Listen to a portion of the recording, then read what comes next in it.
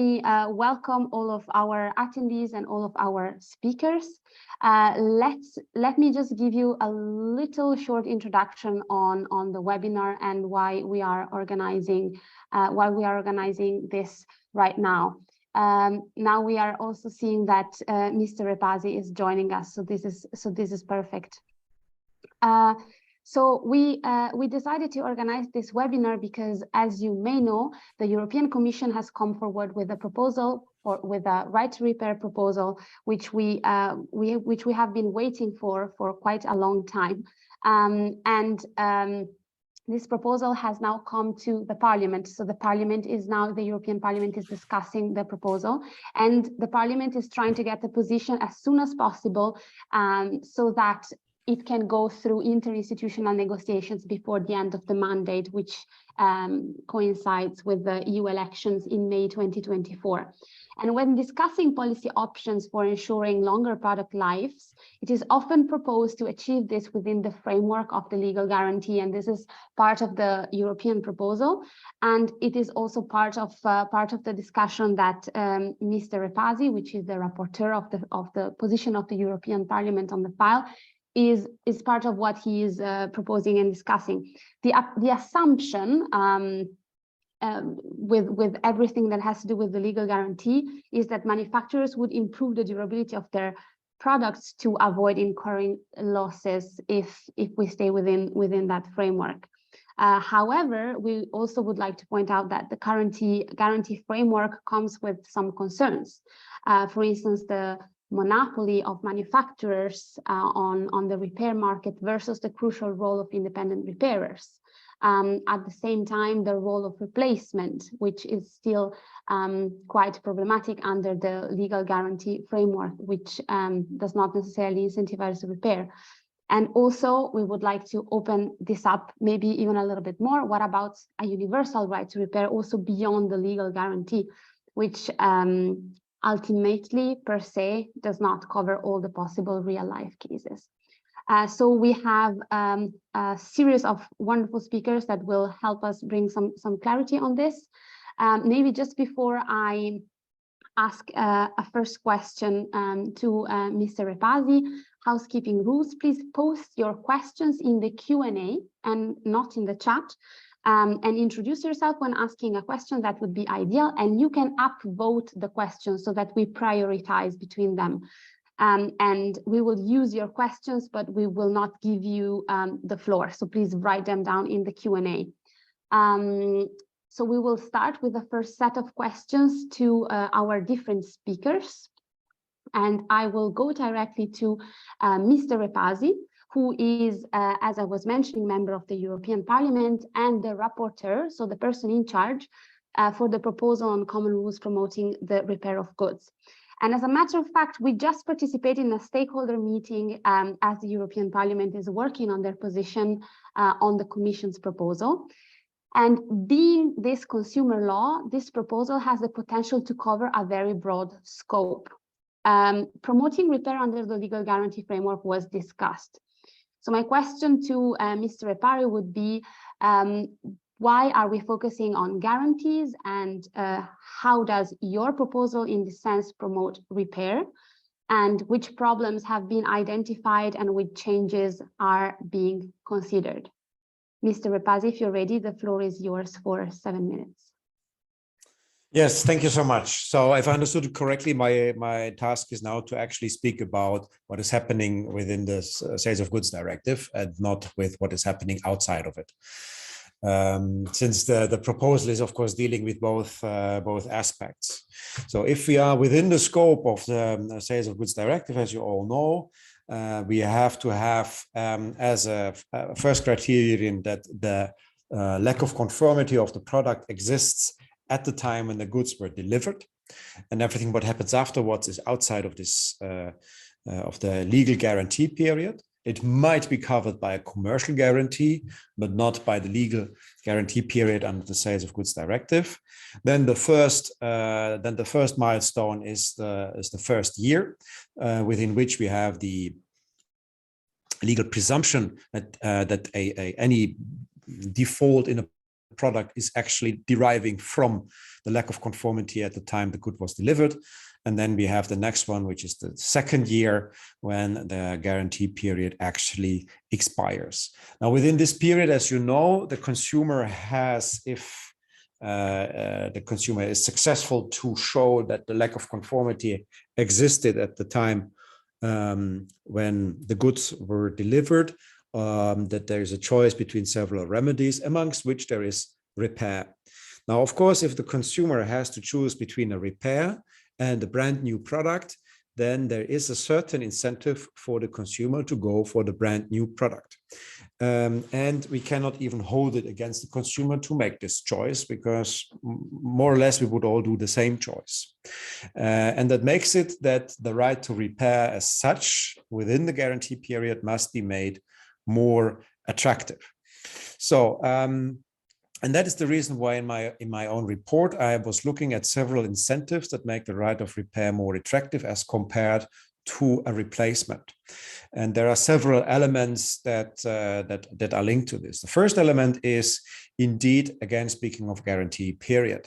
If you get a brand new product, the 2 years period starts again. So you have brand new product with 2 years. If you get it repaired, then it is limited to 1 year. Of course, member states can go beyond it, but the directive says it is limited to 1 year. So 1 year or 2 years.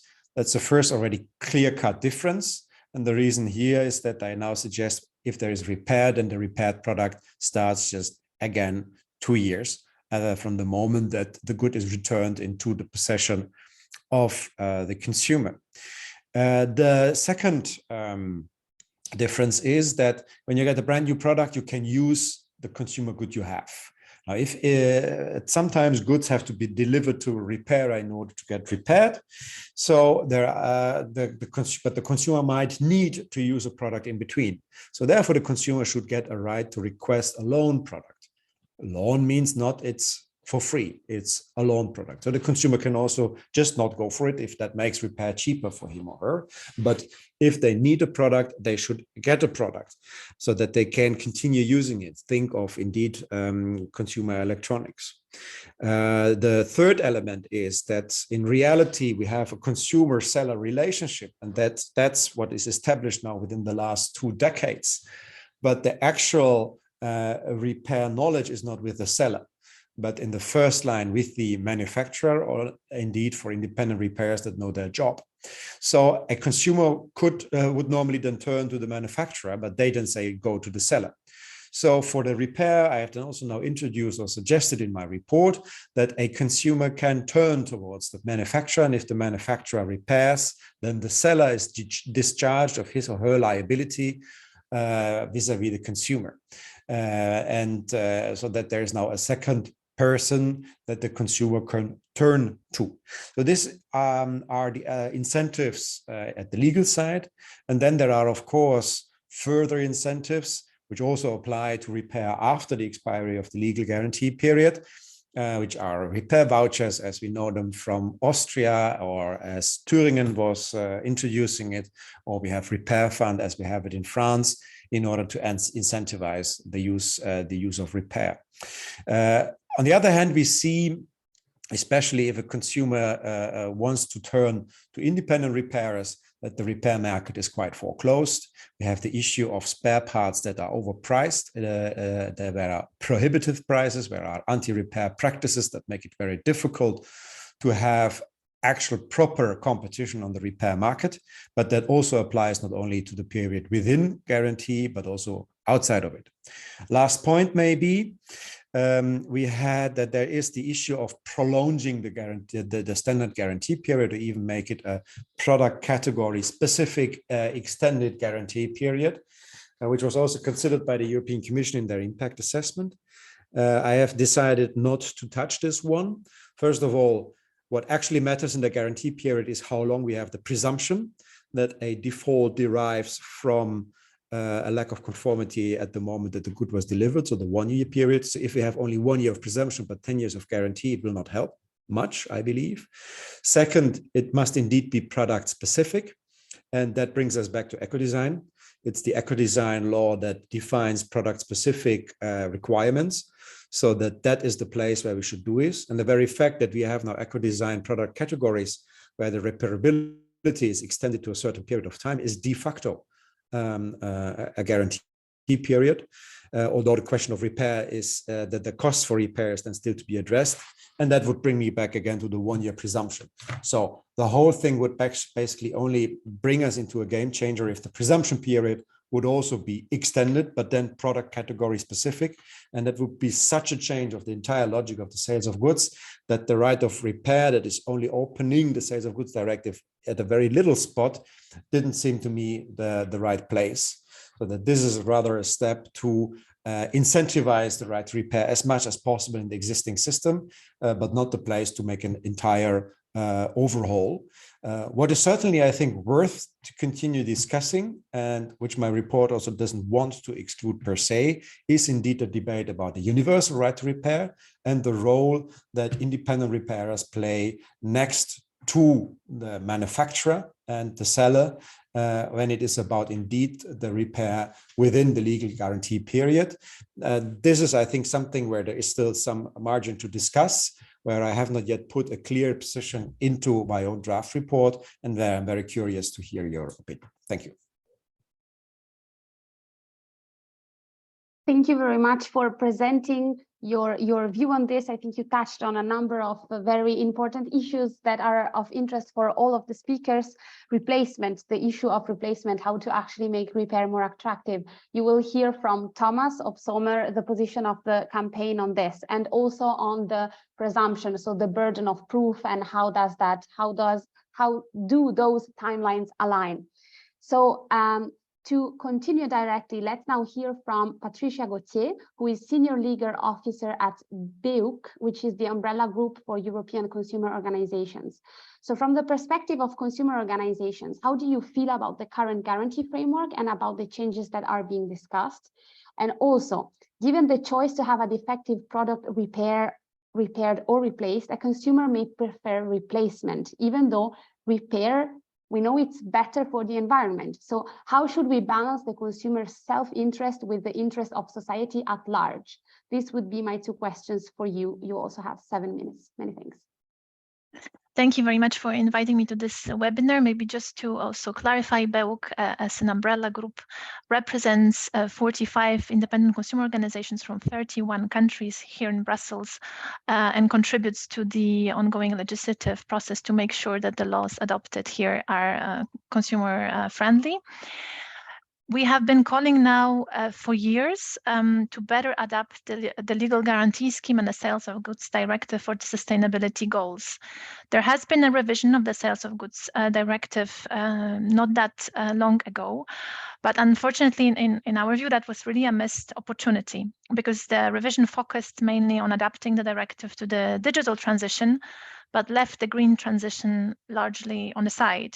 There were only some small improvements, like including the durability as one of the objective non-conformity criteria. And that's why now with this current proposal, we see this as a new opportunity that we don't want to miss. Again, and I understand the doubts of Mr. Repassi, considering that the European Commission did not include changes to the legal guarantee periods in the proposal, and that would be maybe an important change to be introduced at this stage. But still, since the directive is being amended, we think that it's either now or never. There will not be another revision of this directive in the next years to come. And the issue with the proposal is, how we see it, is that it focuses really on promoting repair, which is of course a good thing, and we fully support this objective, but it does not really introduce measures to promote a wider and a more important goal leading to more sustainable consumption. So to introduce measures that would incentivize and promote more durable products in the first place. So products that they will not need to be repaired so often because they will be of a good quality and more durable. And that should be our goal. We don't need products that can be simply repairable, even that is important, but rather more durable. And for creating such stronger incentives, to make sure that products don't break too often, our main recommendations are, first of all, putting the direct liability also on the producer, not only on the seller. And that we're really happy to see that has been included in the IMCO draft report. A very important point, because it's the producers that have influence over the design of products. It's not the sellers. So even if we have then the right to redress between the seller and the producer will, at the end, might end up paying for repairing or replacement of the product, it's still not creating a sufficient incentive, because this claim cannot be directed to them immediately. Like in Nintendo case, for instance, BEUC has worked on that a lot. Premature obsolescence practices by the company. We could see in practice, it was much more intuitive for consumers to go directly to Nintendo, because they knew that the issue with their controllers is linked to the design of the product, instead of going to their local shop and asking their shop to repair or replace the product that was defective. Another important recommendation we bring to this discussion is on extending the legal guarantee periods for those products that should be more durable and last much longer. And here we see that the 2-year period that we have now, which is the minimum applicable in the EU member states, it's not appropriate for certain types of goods. So here I'm thinking about white goods or electronics, for instance, that would typically last much longer than those 2 years. And the question is now, how does it serve our cause if, as soon as the initial 2 years are over, the product breaks, a washing machine, let's say, breaks, and then consumers need to pay to have it repaired, even though the issue might have been linked to a design failure that caused the durability issue. And here there are many cases like that being raised by consumers. Our Belgium member Testachat, for instance, they have published this platform already some years ago called Trop vite usé, with consumers reporting about products failing too early. And very often those failures were appearing right after the legal guarantee period was over. And that and the costs of those repairs should not fall on consumers if we want to create the right incentives, but rather on the producer and the sellers. And then finally, a very important point that was also raised by Mr. Repassi, which is indeed key, is this presumption, so the reversal of the burden of proof, which has been expanded slightly during the last revision of the Sales of Goods Directive, but not yet in a way that we would like to see. We think that if we want to make the legal guarantee protection usable in practice for consumers, the presumption should be as long as the legal guarantee period itself. And that's what we would also recommend to add to this proposal. And unfortunately, most of those points were not included in the Commission proposal, but I was very happy to see that at least the direct producer liability now is tackled in the IMCO report, and I'm happy to continue those discussions to make sure that that this initiative is not again a missed opportunity to improve the legal guarantee framework.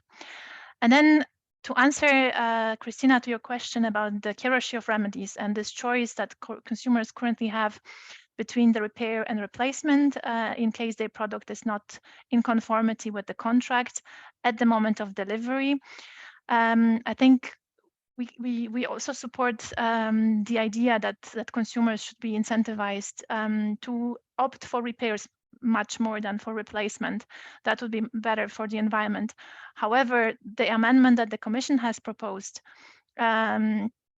we see it as going too far in that respect, because it substantially reduces consumer rights, consumer right to choose.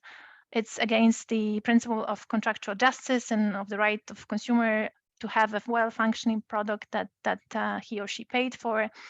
And therefore also disproportionate. It also creates a strong imbalance between the consumer and the trader, because it's linked to this cost element. And it's very difficult for consumers, basically impossible, to assess the repair price. So it will be only on the trader to at the end decide whether a product should be repaired or replaced. And in order to remedy that, if we still want to insist on changing the hierarchy of remedies, there are ways to do it in a more balanced way for consumers. So, for example, in the past, we have suggested that replacements could be not possible for minor defects, to make sure that those products are then repaired. Or another idea that I would like to mention is to get some inspiration from the case law in Norway, where the proportionality test has been adapted in a way that the courts are now interpreting disproportionate costs linked to the chosen remedy, which can exclude consumer choice in certain situations, to also be understood as including the impact on the environment. So that could be another way of doing it, instead of following what the Commission has proposed. And then finally, to promote repair within the hierarchy of remedies, we think that creating good incentives for consumers is key. And here we very strongly support the proposals that were put forward in Mr. Repassi's report. So expanding the legal guarantee period for products that have been repaired under the guarantee. This is already the case in France, and we've been receiving very good feedback about that measure. And then also limiting the time of repair to 15 calendar days, and providing a replacement product for the periods during which consumer good is being repaired. So I think those are my points, but I'm happy to continue the discussion. Thank you. Thank you very much, Patricia, for your points, especially on the liability, which was something that was proposed by Mr. Repassi, on extension and on presumption. And when it comes to how to deal with replacement and the hierarchy of remedies, I'm really looking forward to see what you will say to our proposal, which I think would give a fair alternative also for consumers, but putting repair first. So we're now talking to Alain Potreau, who is Vice President for After Sales and Consumer Satisfaction at Group SEP. So this is a manufacturer of the guaranteed 15 years repairable kitchen appliances. So Group SEP has taken a very different approach than the typical commercial warranty. So my first question is, why do you think that your 15 years repairable commitment is more useful than a guarantee or warranty system to actually prolong product lifespans? Also, we know that Group SEP caters to a global market. So can you name any striking examples of differences in terms of guarantee or warranty conditions across the world? And are products adapted in order to last longer in terms of design to these regional differences? These are our questions. You also have 7 minutes. Thank you. Thank you. Well, why did we spoke from now long ago about repairability? And in fact, we did invent the word repairability, I guess, about bit more than 10 years ago. So why do we focus on repairability? Because we think we should not mix the right of consumers on the right to repair and avoid waste. For sure, for consumer, the best service would be to say we have an unlimited or 10-year or 15-year guarantee of immediate replacement. It would be perfect for the consumer. It would be the perfect right, and they would be more than happy. And I must say also that a seller would be more than happy with such service, because it would mean for a seller that they would give immediately a perfect service to their consumer without any time lost, or of course without the doubt of what would happen after a repair.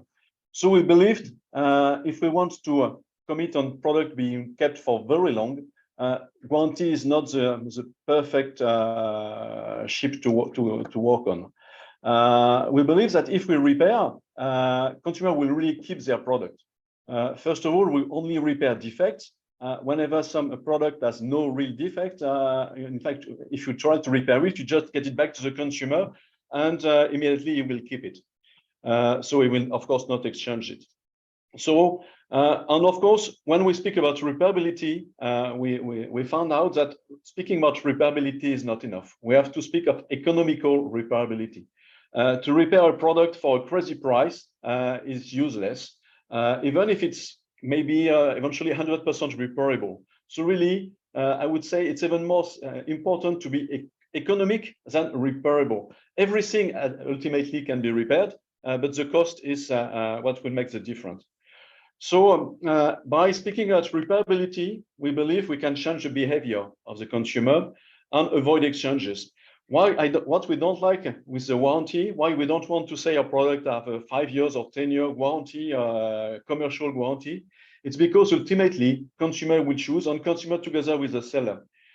Today already, the seller in fact has no real responsibility. Whatever he will do today, according to the present legislation, he will report immediately to the manufacturer. And so if the manufacturer says you need to repair, he will push the consumer to repair. But if the manufacturer says, okay, I accept exchanges, he will be more than happy to exchange. In fact, today no seller in Europe is supporting any cost, any effort for warranty. Everything is supported by the manufacturer. So it's very nice to hear from Mr. Repasi that there will be tomorrow potentially as an official manufacturer responsibility. By de facto, it is already the case.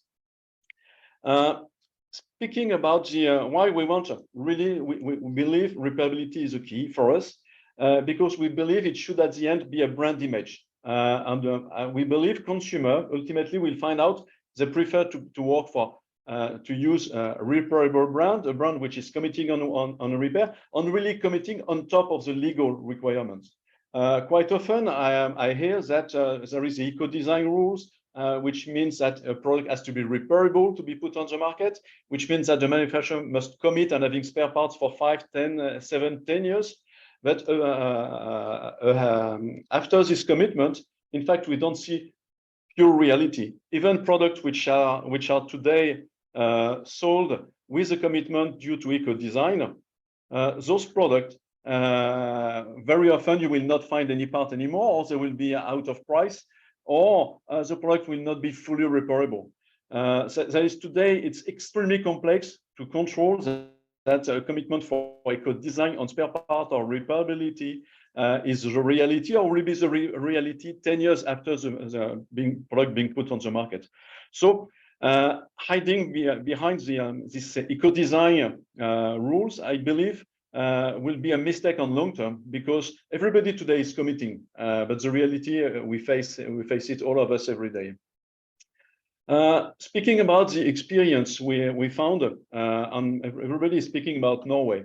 The nice thing about Norway is that now for many years there is a 5-year legal right for the consumer, with some specific mentions in this case or that case, but globally consumer has a 5-year right.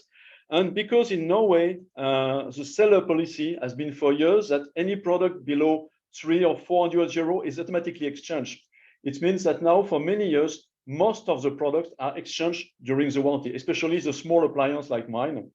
And what is the consequence? There are two consequences for that. First of all, of course, that a lot of products which are exchanged, which would be replaced in any other market for the first 5 years. But the even worse consequence is because nobody is repairing product during the 5 years, the first 5 years of warranty. There is no more repair centers because they have been most of them out of business. And today it's just impossible to repair out of warranty a small appliance in Norway, just because there is no more repair center. They died because the warranty has been too long during the period during which the products were exchanged, most of them against the small appliance instead of being repaired. I would say we faced a little bit of the same situation when in Italy in the year 2000, we moved from 1 year or even 1 month of warranted labor to 2 years of warranty, where many repair centers had a lot of difficulties. And so we have really to consider if really pushing a longer warranty will mean product being kept for longer or a longer consumer benefit. What I would add to ask also is that for sure the price of the part should be a key element.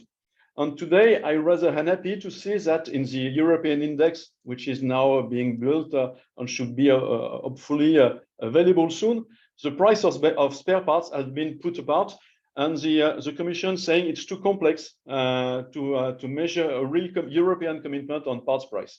Again, if we have no commitment on the repair price, saying today that the product is fully repairable will be a nonsense and will not really lead to the consumer to choose the product which they will be really able to repair after the warranty period.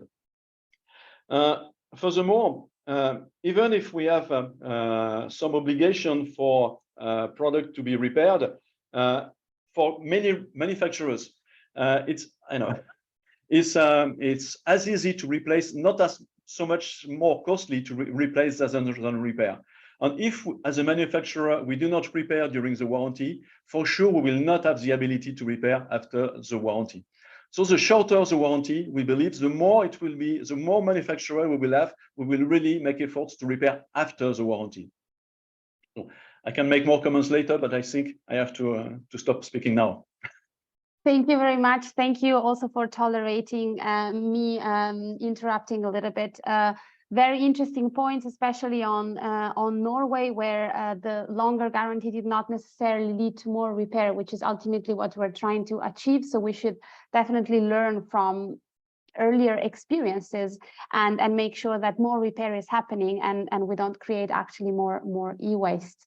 And also on the points on the price of spare parts, the campaign has been pushing a lot for having the price of spare parts within the repair index, and now we're pushing to also have it mentioned in this proposal. So we will now hear, because we were listening to these horror stories of repair centers and repairers dying out in Norway, we will hear from a repair business. Steffen Wangerhoff is CEO of the Wangerhoff GmbH and board member of 100 Tisch Reparatur. I will ask you to be as quick as possible, as we're running a bit out of time. So as a representative of hundreds of repair workshops in Germany, how do you think an extension of the legal guarantee would influence the repair ecosystem? And how is the monopoly of repair by manufacturers problematic from an environmental perspective? You have the floor for maybe 5 minutes if possible. Yeah, thank you. I will make short sentence because my English is not that good. So I think the longer period will make repairing after this period more unattractive. So that's a time for the independent repair shops, and even I think all of us, we already have some electric devices. If it's broken, I will not repair this, I will get a new one. So we have to change all devices to have this, right? And I think that's pretty problematic. If we want to change for the environment, the washing machine, for example, should run 20 or 30 years. I think no manufacturer will be able to make this possible with a warranty or a guarantee. And we already have those laws that are pretty good, I think, in Germany, but we cannot really use them because the manufacturer doesn't do or doesn't give the money for the repair to the repair shops. And so I think we should take our already the 2 years and make this better. And there's also another problem. For example, in the smartphone market, most of broken devices, there is that's not warranty, because the iPhone, for example, is falling down and the screen is broken. This is not a case of warranty. So this doesn't help the owners of smartphones, for example. And we have the same problem with a lot of other devices. So what will happen? They don't have a free market anymore. And if we destroy the free market, you pay already for a repair at the iPhone repair shop or Apple repair shop doubled or tripled the money like on the free market, even if there is a free market. If there is no free market, how much will you pay then? And I think there's some things happening in the moment that are against repair. So if I repair an iPhone, I change the display or the battery, even with an original spare part, there will be an error message. It doesn't matter if the spare part is copy, OEM, or original. I have this serialization, and I think this is a situation that should be easy to change, and this will have a big effect because, yeah, if every manufacturer is doing this, I'm very curious what will happen to the repair market. So there is some ways to still repair it, but it's getting more and more difficult, and it's getting more and more expensive. I think this is the wrong thing to do. We must have a better and a cheaper and a more competitive free repair market. This is the thing I'm dreaming of. And I think the warranty is not the right thing to do. So this will make the monopoly of the manufacturer bigger. And we already are so dependent on the manufacturers, and the repair in the time of warranty will only be cheaper if they bring the devices, the German devices, for example, to, I don't know, some outer European country. The transport is so cheap, and I think this will happen because the manufacturer will always do what is the cheapest. I think another big problem is if you have bigger rides or longer time of rides, you don't have this need to buy a good quality product. So if I have, for example, 5 years, it doesn't matter if I buy a quality product or the cheapest one, because I have this 5 years safety, what I think is safety. We had this in the past, and I think this is not the way we want to go. We need to have better products, and I like the group SEP because we really see this in practice. We have like this small devices already that we can repair now because we get spare parts and we get this to a reasonable price, and this is making repair attractive. Just one more number. Average repair of a washing machine in Germany in our network costs 80 euro. That's the reality, plus spare part. So this is the big points where we can change. Even 100 or 120 euro is always cheaper than even the cheapest washing machine on the market. I think repairing and also high quality technicians and high law standards, work safety and everything in Europe is also competitive if the manufacturer is not able to take as much money for the spare part as he wants. I think that's a big point. And I have one little question. We're always talking about the manufacturer. I'm not sure if this is the correct term for it, because Apple is not a manufacturer. Google is not a manufacturer. Most of them, they are not manufacturers. So I'm just a little bit too on the point, but I think that's what is making it so difficult, because there's so many things that are possible to affect all of this. So now I'm at the end. Thank you. Thank you very much for your perspective from someone who is repairing every day and from someone who is seeing these products firsthand. I think this was very useful. We will now hear from Thomas Opsomer, who is repair policy engineer at iFixit and steering group member of the Eurad repair campaign, who will present a little bit also our proposals. So under what conditions do you think that the guarantee framework could actually promote repair? And would this be sufficient to ensure a universal right to repair? You have 7 minutes. Thank you, Christina. Well, I'm glad to see that many of the speakers actually agreed on many points, and actually some of the previous speakers have, to a large extent, made my points for me. But let's go over it anyway. So it has been mentioned already several times that guarantee claims at this point often result in replacement of the product, right? So if we think about under what conditions do we think that the guarantee framework could actually promote repair, this would have to change. And it's not sufficient to say that repair should take preference unless it's too difficult or more expensive or impossible, because then indeed you get into the weeds about how can you prove that. Ms. Gauthier already underscored that for a consumer, it's very hard to be able to prove that this or that option would be cheaper. Now, in our opinion, the only way to actually solve this issue and make sure that repair really takes precedence over replacement is just to take replacement completely off the table.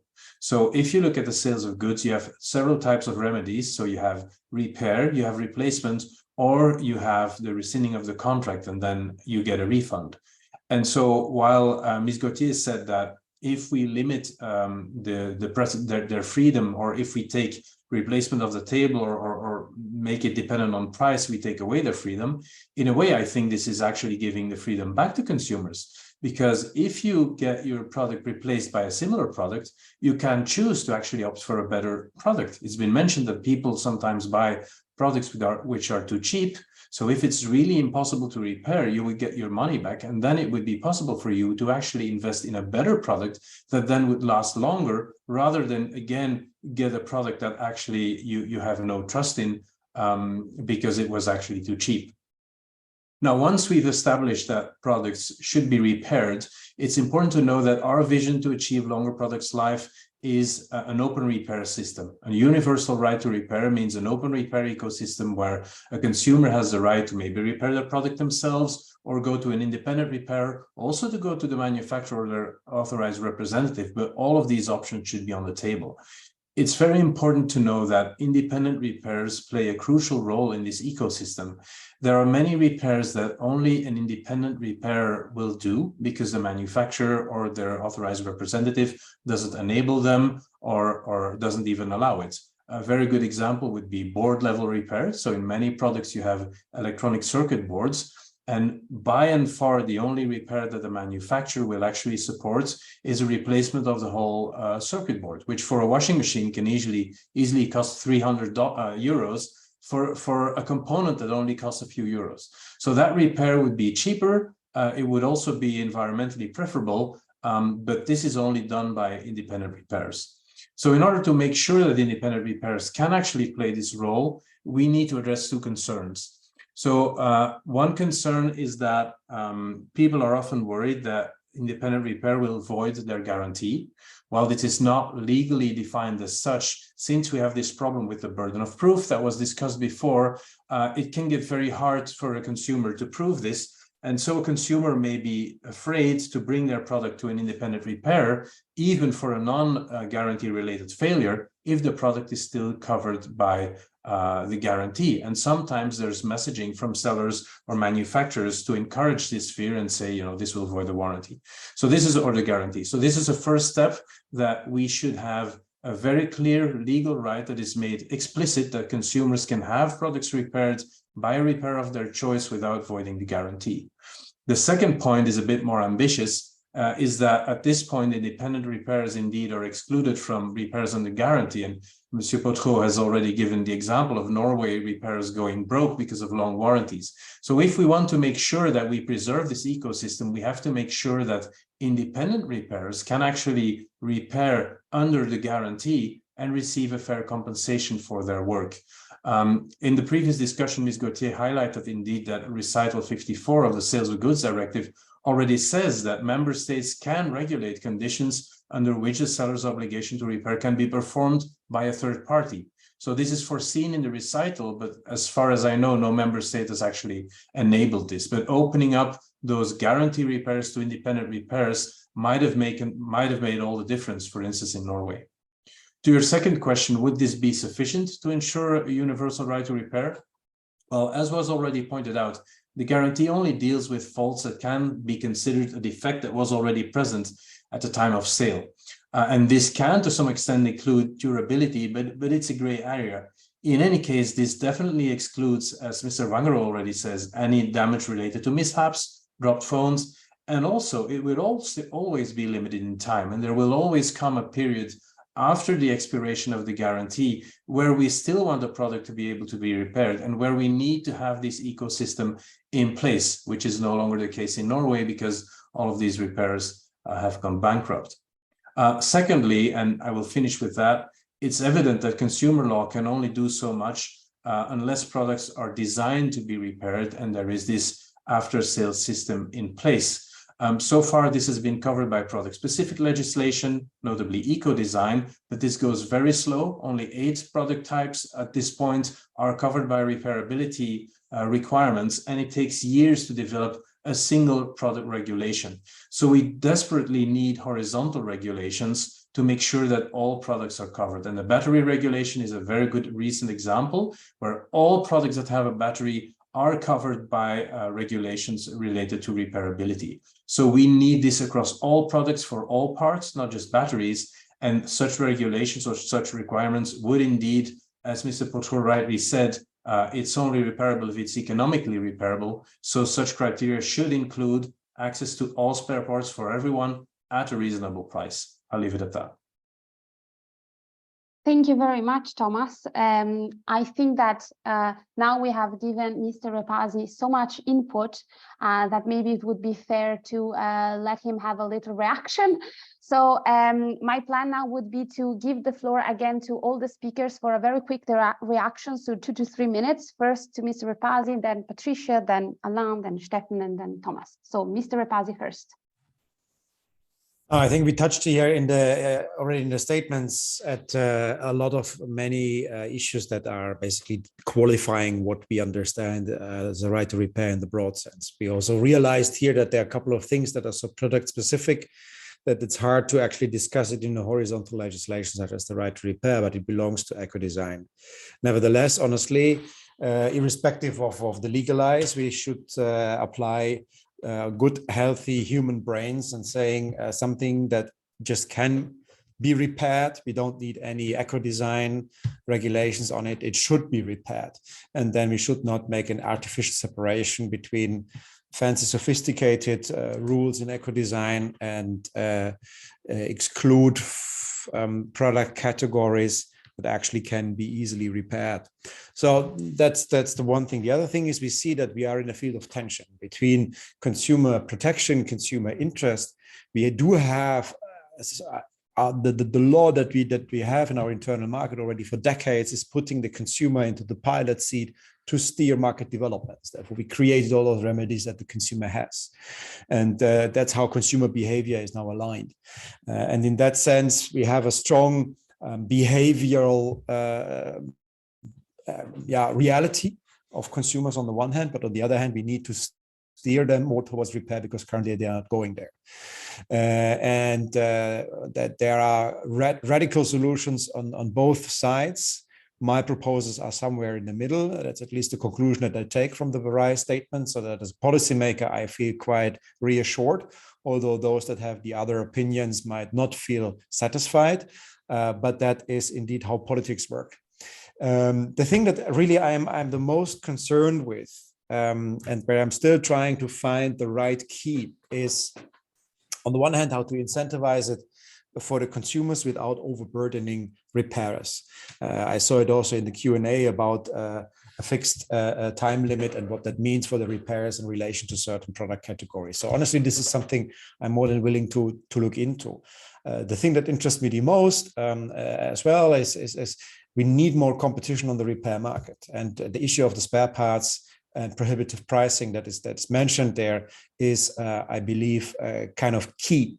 And whatever here this legislation can do in order to improve it, I'm more than open and willing to listen to. And we might even need to go a radical step further, which looks actually at the role of non-original or second-hand parts that leads to a proper repair result, in particular when we're outside of the guarantee period.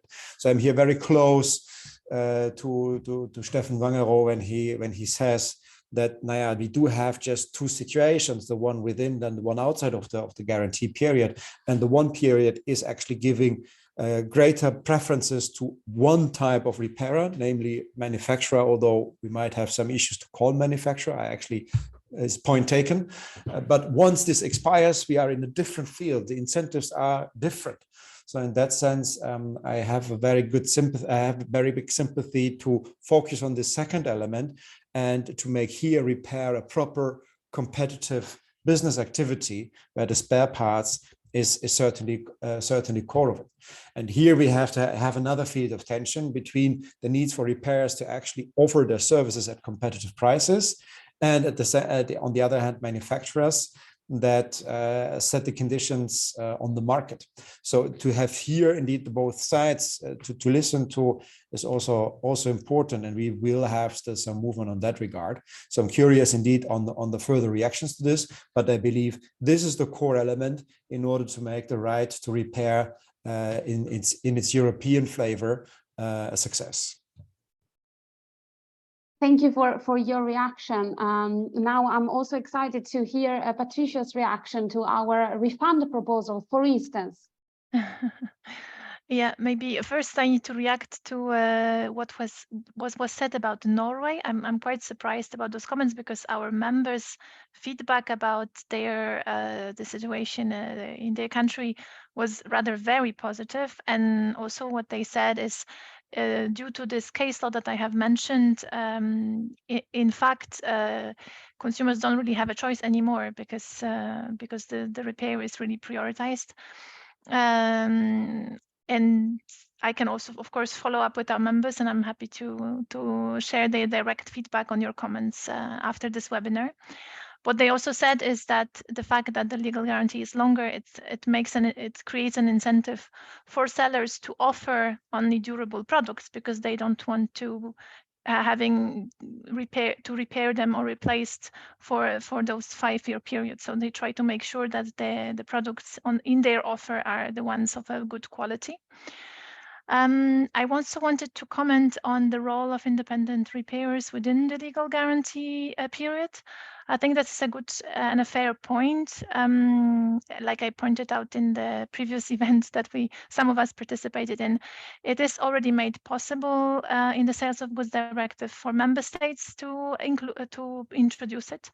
And we could discuss it further on how this could be done also on the EU level, because indeed, for the sellers, this could be outsourced, a bit like under the obligation to repair that the Commission has proposed, where the producer can also outsource repair. But then the cost of the repair would stay with the party that is liable towards the consumer, which will still create this incentive of making products more durable that we talked about from the beginning. So I think that is definitely an avenue we could discover and discuss a bit further. And maybe also a comment on banning to void the guarantee if an independent repairer has repaired the good. Just to say that this is not included in the legal guarantee scheme. That would rather apply for commercial guarantees.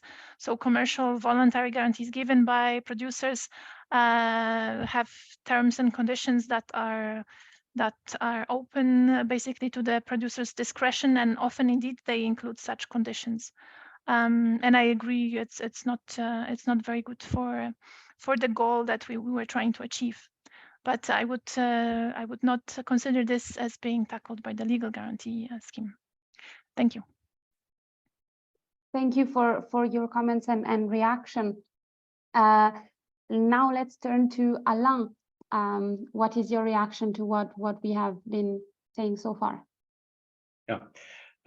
First, a short mention of what Mr. Repassi said about the proposed actions. You said that we will suggest to support the repair choice, that consumers should be allowed to have a loan products in order not to remain a few days without any product.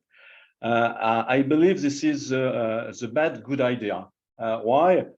Because for sure it will increase the cost of the repair. And today, what is the main enemy of repairing during the warranty or after? It's the cost. If we increase the cost of the repair by adding the cost of a loan products to manage the supplies, the maintenance, everything, in many cases, we will have an increased repair cost. And as it was said also by Patricia, whatever, at the end, either legally or by the consumer, by the manufacturer, there is a imbalance. What is the cost of repair and exchange? If the cost of repair is increasing, more and more products, the manufacturer itself will say, oh, it's cheaper to exchange. And this is in fact what happens in Norway. When a reseller in Norway, seeing a consumer, says to him, you know, the cost of repairing a coffee machine is 300 euro. So for sure, it's not worth repairing it. So the decision is just made by the fact that the repair is presented at a so high price in Norway that, of course, anything is cheaper to exchange. A comment about durability, because it was also part of the question. For sure, the idea is not only to repair, it's both to repair and to have reliable products. It's a mix of both. In some cases, it will be easier to be repaired and accepting a defect after 4 or 5 years. In some cases, of course, it will be more efficient to be perfectly reliable for 10 years, and even if repairability is complex. Still, in our case, we really believe that we should focus not on the warranty, but on after warranty. In many markets outside of Europe, we are only guaranteeing for 1 year the product, and nobody is asking for that. And in fact, we see that the product are much more repaired outside of Europe, where we only guarantee for 1 year, because we are focusing then out of warranty. And also consumer knows the difference. It was also a comment from our German friend. If any product, a very cheap Chinese product, is guaranteed for 10 years, whatever happens, why buying a German product manufactured at twice the same cost?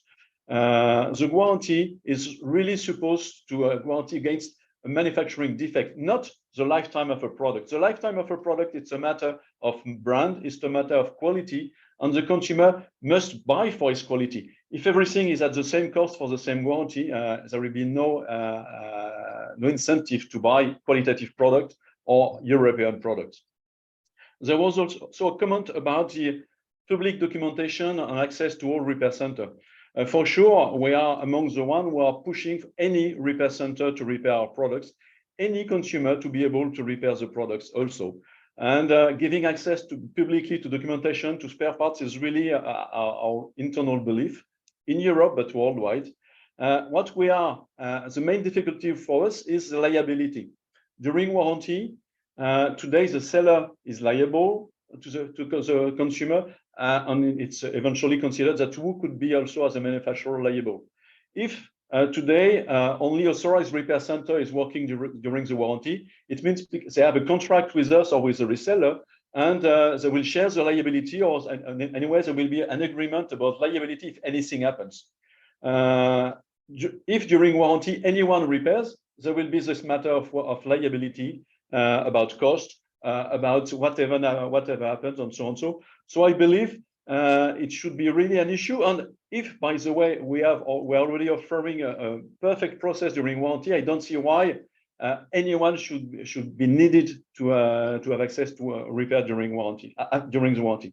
After the warranty, there has been a change in France 3 years ago with the French law, which is saying that if, as a manufacturer, we help anyone to repair, including end user, and explaining to the end user how to repair the product, supplying the spare part to the end user, then if we're explaining also how to make sure that we'll have no accidents, that will be safe, then as a manufacturer, we should not be any more liable if the consumer is not respecting our guidelines, safety guidelines.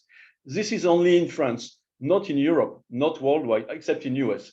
And this is really a barrier against helping the consumer to repair themselves this product. This liability burden, which is today on our shoulder as a manufacturer, if you add in the European proposal the fact that a manufacturer could help consumer without being liable if the consumer makes a mistake, it will be a great move to help repairing anyone to repair product. And finally, just to answer one of the questions, we do believe that the 3D printing will be also part of the solution for the future. Only a small part, but a growing part. In our case, we are already printing parts for now 5 years and delivering them worldwide. We did that with the French administration during 3 years, free of charge for end user to test it. It's very satisfying for consumer, but it's not available for anyone, because in order to print real technical parts, to print hinges, whatever parts, we will have a real functional parts, you need professional systems. The question is not, do we allow anyone to print? Is will we be sure that the one we will print qualitative parts? But for sure, we believe it's the future. We already do that for 5 years. That's all. Many thanks for your reaction. Let's now hear from Steffen. Yeah, thank you. I think for me, very important is that the legislation will have an effect on the whole world. It's not enough to think only about Europe, and I think we need to do things that are effective. And I think, for example, the spare part will be pretty effective, because if you can buy cheap spare parts in Europe, you can buy them all over the world. Because if you can't buy it in Lebanon or in some other country, I think we all will sell it to these countries. So that will have a big effect. And what is very interesting, Elke wrote in the ask and answer about repairability and durability. What do we really want? And I think that's an important point, because sometimes the manufacturers arguing yeah, the device must be dust proof and waterproof and everything, so you can't open it. And I think these things are hard to discuss because they know more about the techniques than our parliaments do. So they will always have the better arguments, and it's hard to really make there a good point.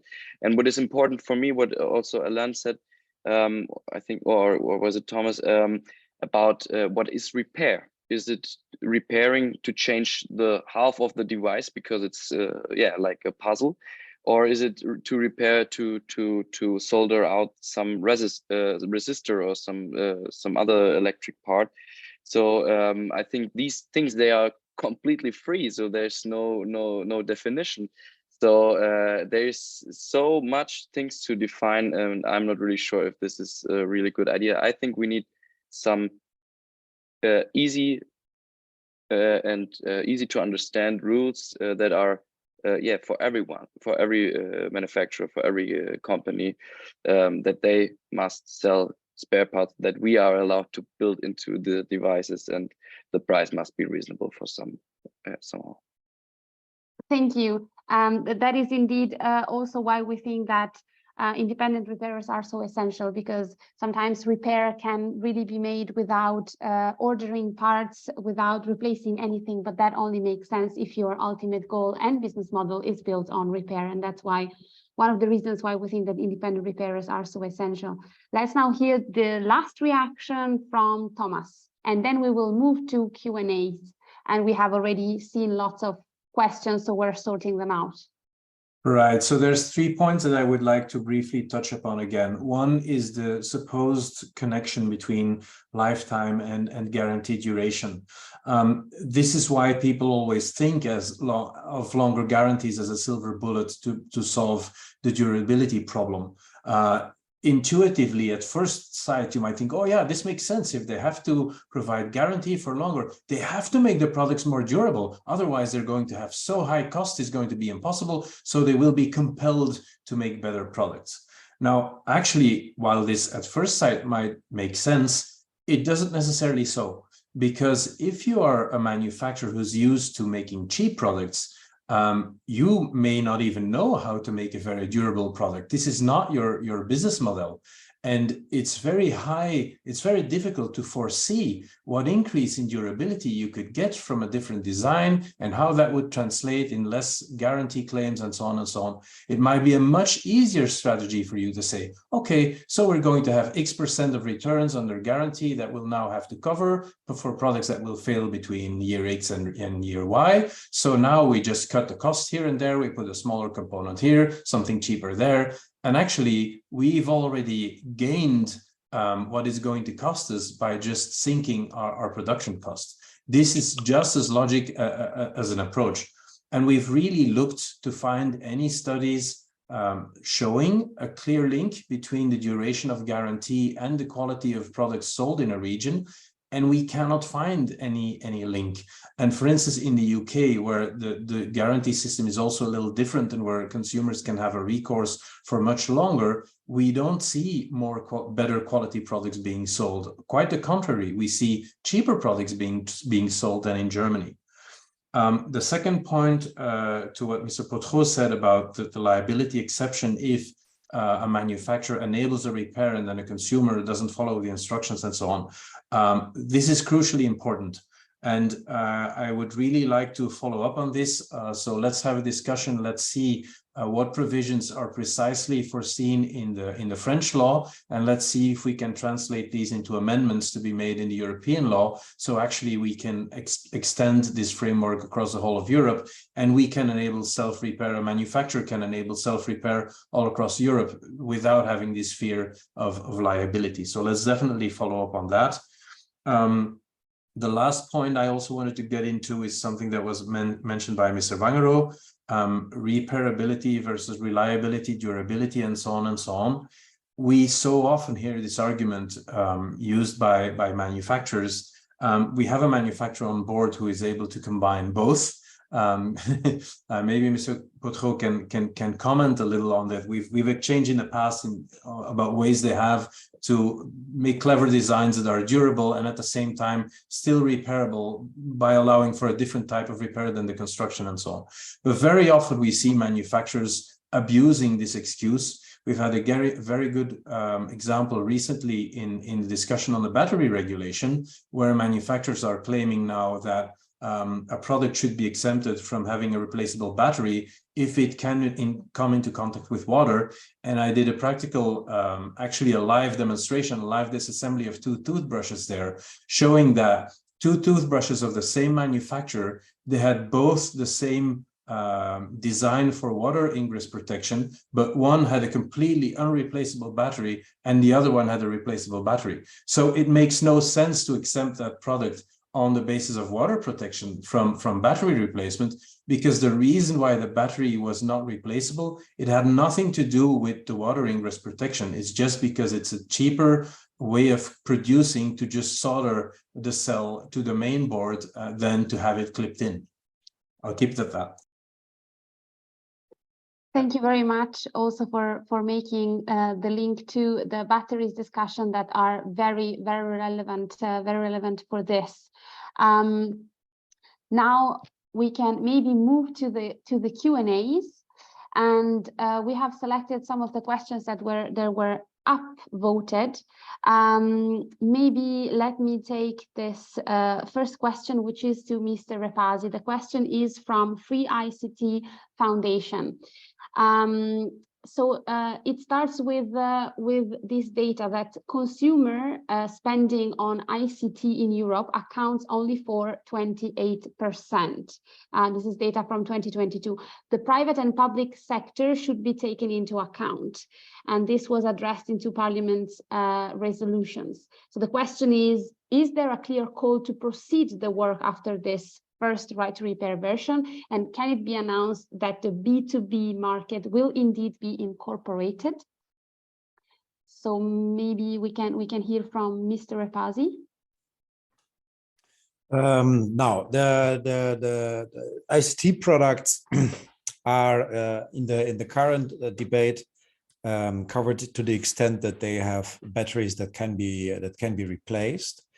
On the B2B part now, I mean, the proposals that we are looking at is consumer protection law, so that's indeed not B2B. And I do have to admit, in the current discussion, the B2B perspective does not play a role. And I'm also not aware of any initiatives from the Commission side to extend it to B2B. So that would be probably a new field of activity. Thank you very much for the response. Indeed, also from our perspective, it would be best to have the scope as big as possible. Now there was a question for Thomas from Digital Europe, which is what should be the role for replacement with refurbished products? They are claiming that often this offers a better solution in terms of customer friendliness and sustainability.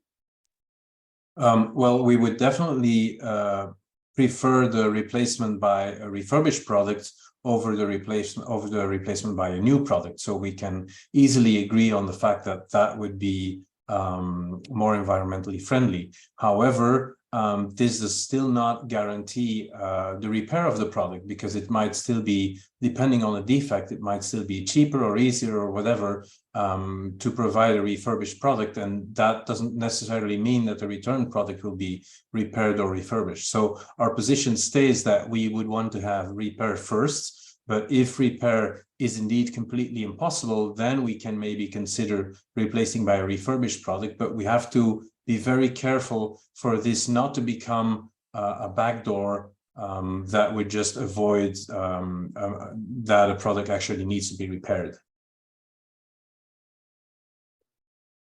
Thank you for your answer to this. The next question is for Mr. Potreau. By the way, someone told me that you wanted to react earlier. I didn't catch it, so maybe this will also give you the chance to say what you wanted to say. Apologies. So maybe you can give us your reaction to the previous topic. And there are also several questions in the chat about price, and how can spare parts be priced fairly? And how about pricing of parts and also non-OEM alternatives? Several people are stating that this is needed for competition between the OEM channels and the independent providers and repairers. Also, people are stating that consumers and repairers need to have more support regarding pricing and alternatives for parts that are of sufficient quality and compatible. And also, some people are noting that in the automotive EU regulation, there are guidelines for the quality of an aftermarket, no OEM replacement market for parts. So maybe your reaction to the previous topic, and also some reaction on fair pricing of spare parts, Mr. Potro. Okay, thank you. So reaction was when Thomas was speaking about reliability and on repairability. In fact, when we launched the repair policy, our repair policy was officially launched in 2008. So long before, I guess, even before Thomas was working with iFixit. Why one of the main idea behind repairability is, if we repair our products, they will become more qualitative. Why? Because only if you repair our products, your technicians will, or any technicians working with us, will give us a real detailed report about what is defective. We have been able to improve our just toasters, our basic toasters, a lot, dividing by 2 in a few years the defect rate, because we did force ourselves to repair them. And then we got the information, it is the small spring on the left which is breaking, whatever. This information, you do not get it if you exchange product. So for sure, repair is the first step to get product reliable. Repairing with refurbished product is really something we are considering. We are refurbishing more of our product. However, the question with non-electronic products like white goods or small appliance is the acceptance by a consumer to get a used product instead of his own, with visible sign of usage, without. And this is really a question today which we did not succeed really to solve. Okay, so now coming to your question about parts. Again, the decision we took that decision in 2012, so 11 years ago, we decided that most of our parts should be sold at 0 margin. And we decided, and it meant at that time something like 30% price reduction of most of our spare parts, so a big decrease in our sales of parts. But we were happy to see that less than 1 year after, in fact, we sold more parts and this compensated a lot the decrease of margin. So the price is really a matter of policy. If you sell parts without believing that it should be a business by itself, and believing that as a manufacturer, the business is to sell product, and to sell products, we want the consumer not to need them before many years, believing that if they repair a product during 5, 10, 15 years, if of course a defect happens, then they will probably rebuy another product from the same brands. So we decided that the parts should not be a question of price. Of course, if OEM parts are available, as I said, I'm more than happy that any repair center repair my products. I also make no problem for anyone to sell parts which would be compatible. And what is beginning to start, but it still rather difficult in France, is to use second-hand parts. And why it's difficult in France? It's because the cost of the part by itself is not so big. So if the price, if we are able to keep the price of the parts by themselves, the brand new parts at a low cost, then supplying, using and storing second-hand parts, in fact, does not make a real difference. So we are using more second-hand parts to refurbish products than to repair products. And because there was a question about 3D parts, today we don't see 3D as an option to make cheap parts. We see 3D manufacturing as an option to make small parts, because 3D parts are anyhow much more expensive than original ones. But it's really interesting to be able to print small parts whenever you don't have them anymore, meaning after 4, 5, 10 years, because you did not think at the time when you stop manufacturing a product, there are some parts you did not imagine they would fail after 4 or 5 or 10 years, and then you don't have them in stock. So reprinting small parts which you forgot to store, this is where we're using 3D. Thank you very much for presenting such a hopeful also view from a manufacturer and retailer perspective. I think it's refreshing and kind of hopeful for many of us. And staying on the same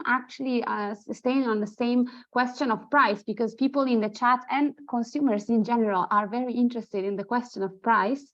There were various questions for Mr. Repasi on the need of affordable access to all components, not just assembled parts, so bundles of parts, as well as preventing anti-repair practices and universal access to all repair manuals for all product categories. So this is a question about price, anti-repair practices, and scope. So which products are going to be covered? So the question is, how could we ensure that the right to repair initiative applies to all product addressing these aspects within and beyond the guarantee? Mr. Repasi. All right, now indeed we do have to distinguish, as we did from the outset, between legal guarantee period and let's have some bit more light here. Now here we go. So between legal guarantee period and outside. Well, when we are within the legal guarantee period, the scope is unlimited. We talk about products, and the limitation is that this products is, or goods better said, and these goods, they are not in compliance. And that was at the moment of when the good was delivered. So full stop. It's getting then, we are then in a different setting once we are outside of the legal guarantee period. From that moment on, there is indeed a question, how do we determine the scope? And here we have to strive for a balance. On the one hand, of course, each and every good and product can or should be repaired. Reality is there's some products currently are very difficult to repair, maybe even impossible to repair by the way of how they are built. Can we claim repair from these? Well, this is the question. I personally think now if products are a bit more complex, the eco-design tells them, the eco-design directive tells producers from now on, we don't accept the way of how you design a product in a way that it's basically unrepairable. We don't accept it anymore. We have now repairability requirements, and there must be also spare parts as a consequence for a certain period of time. It makes totally sense to have the right of repair to be connected to it. But if you at the same time now request also a right to be repaired for a product that by design is not repairable, from that moment on, we create for the manufacturer a problem. Now, a problem that is homemade, but we are not living in a planned economy, but a market economy that for the time being, let these products being made like this. We gave now a sign to the market that it must change. It's going to be changed, and here the right to repair has to connect. But then there is also the category of clear-cut repairable products, bikes, batteries, etc. There are a couple of other products where there's no eco-design, but everybody knows they can be repaired.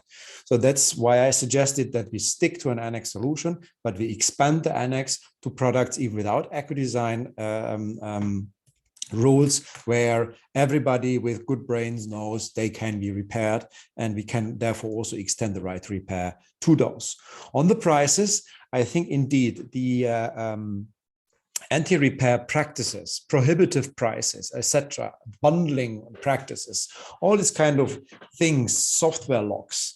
These are the kind of practices where we need regulatory intervention.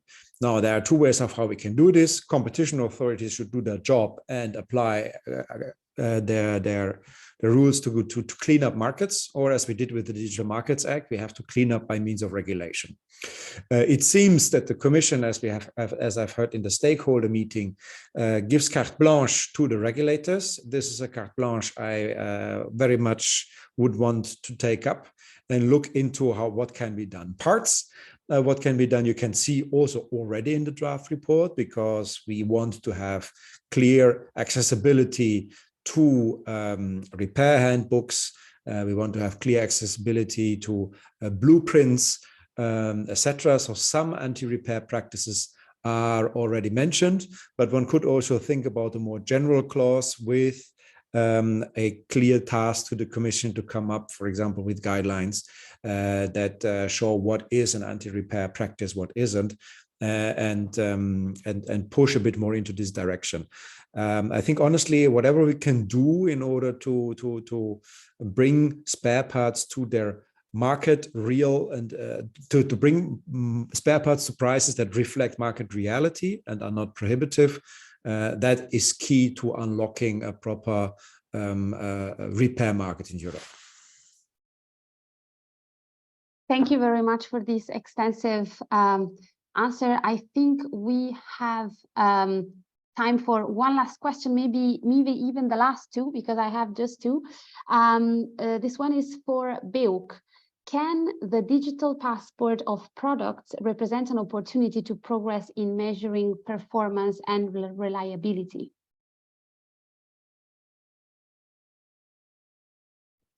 Yes, I'm happy to respond, but this is not my typical field of expertise because it links more with product requirements.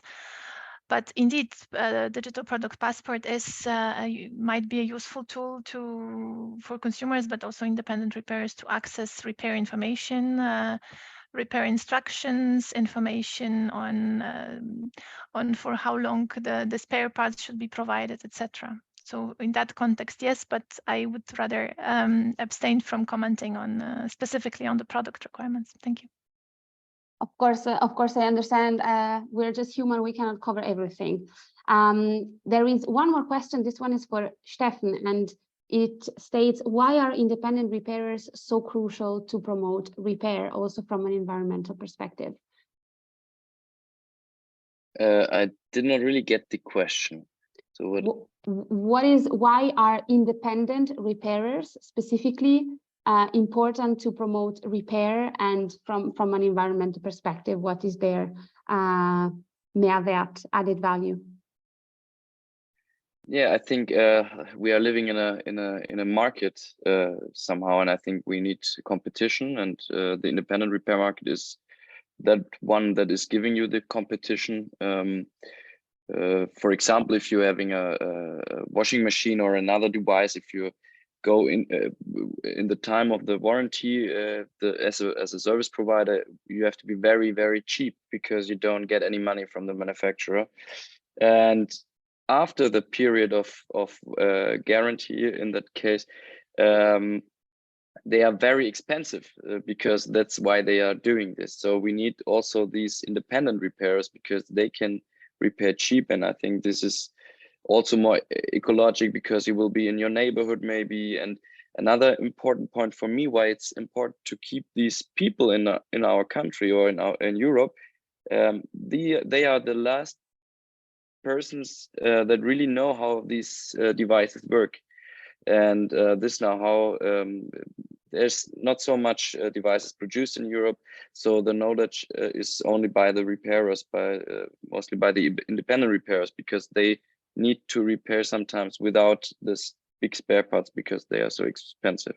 So they really understand how a good machine is produced. So I think that's why they are important for not only for the repair market, but also for the whole for the future, for keeping this know-how here.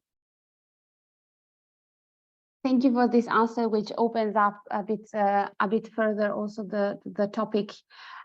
We have one more question for Thomas, which is, so if the legal guarantee is not the right framework to make repairs affordable for consumers, what could be solutions to make repairs affordable for consumers?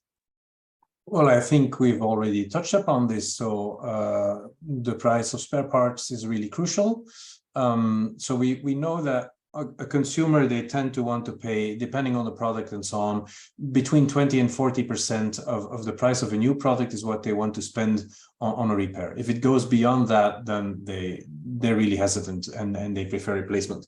So if you have to keep that repair price under that bar, it's not so difficult to see you have the spare part element, and so there you could regulate the price of spare parts. And for instance, in the French indice de réparabilité, the price of spare parts compared to the price of the new product is an element in the score. And if your most expensive part costs more than 30% of a new product, you get a 0. And then on as far as the labor is concerned, there's ways to work on that with incentives. So such as the system with vouchers and so on. It's also the case in Sweden, for instance, that for large household appliances, you can actually get, the repairer can actually get a refund for their labor. So those would be, I think, the two main issues working directly on price. And then obviously design also plays a role, because if your product is designed in such a way that a component that often fails is buried very deep into the product, it will mean that the repair will be very long and complicated and therefore become expensive. Smartphones are an excellent example. There are some phones where you can very easily get to the battery in the screen, and there's phones where you have to tunnel through the entire phone before you get to these parts, although they're the parts that fail the most often. So if you have a product, if you have a phone that takes, you know, first 30 minutes to loosen the glue and then 45 minutes to tunnel through the whole phone before you get to the parts, it's going to be impossible to have a repair that's affordable. So these three things, I think, all need to come into play. The design of the product, the price of the spare parts, and incentives. When you buy a product, you're already paying to some extent for its recycling, but you're not paying for its repair. So if we're serious about what we call the waste hierarchy, actually, we should have a little tax on new products that you buy that would go towards paying for the repair, as is being experimented with now in France. Thank you very much for these final comments that were the perfect bridge to our next webinar. If you're interested to see again all of these familiar faces, on the 19th of July, we're organizing another webinar specifically on financial incentives for repair, for instance, the French system, which works via EPR fees. I see that Alain Potreau maybe wants to have le mot de la fin, the very last word. Sorry for our last comment, but we really believe that the main issue today is to change the consumer behavior. In our case, we focus really on out of warranty, because if we believe that if consumers find profitable for them, interesting to repair after warranty, they will also change their mind during the warranty and try to repair and do not ask for an immediate exchange. And the main benefit of the actions in France, like the fond de réparation, your repair fund, when a consumer gets a part of his repair supported centrally, in fact, by a small cost he's paying when he's purchasing a product, or by the repairability index. From my point of view, the main positive effect will not be exactly the repair index itself or the fund itself. It's the fact that by speaking about repair, by saying it's possible, it's profitable for the planet, but also a lot for the consumer, we are slowly changing the mind of the consumer. And this is, for me, the key issue. We should change the mind of the consumer in Europe, because we have been used to have probably too many rights to have anything for free. Again, what we do not see outside of Europe, especially in East Europe or in Asia, and changing the mindset of the consumer, for me, is the key point for the future. Thank you for bringing it together. I for sure, and the whole coalition, we don't do anything else. We just talk about repair all day. So that was surely uplifting for us to see that someone agrees with us. I would like to thank all the speakers for taking the time, sharing your insights. We organized this very last minute because the timeline is very challenging. So thank you for your patience and for your time. And if you're interested, see you again next time on the 19th of July. We will publish more information and the registration link as soon as possible on our website, repair.eu. Thank you very much and have a nice rest of the afternoon. Bye-bye.